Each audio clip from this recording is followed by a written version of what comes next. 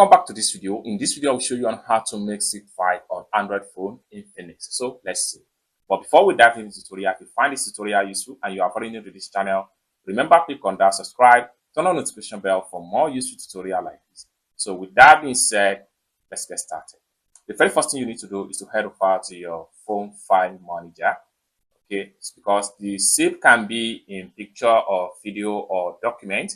What we want to do is to see how we can make a zip file. So I'm going to simply click on files right here.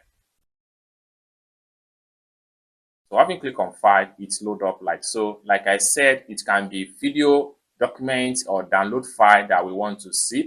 So for me to do that, I'm going to simply make a picture as an example. I'm going to click on images. Now I have so many images right here.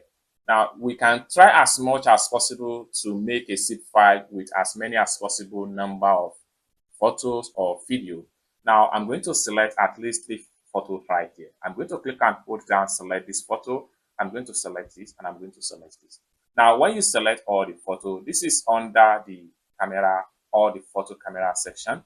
You can also scroll down and check on if you want to add video to the folder. Then having selected everything you want to make a zip file for, what you need to do next is to simply click on these 3 dots from the top.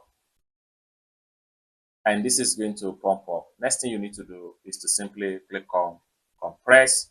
Click on compress right here. And it's open up like so. Next thing you need to do is to enter the file name. So we can simply name this my new clothes. Just like so. Once you click on, once you write the name, simply click on compress. And we can simply view it after a successful compress. Just like so. We have the zip file right here, as you can see right here. So it's as simple as that. So basically, this is how to make zip file on Android phone with just your Infinix phone. I hope you really got value for this video. If you find this video useful, give this video a big like, and also remember to subscribe to the channel for more useful tutorial like this. Thank you so much for watching, and I hope to see you in my next video. Bye for now.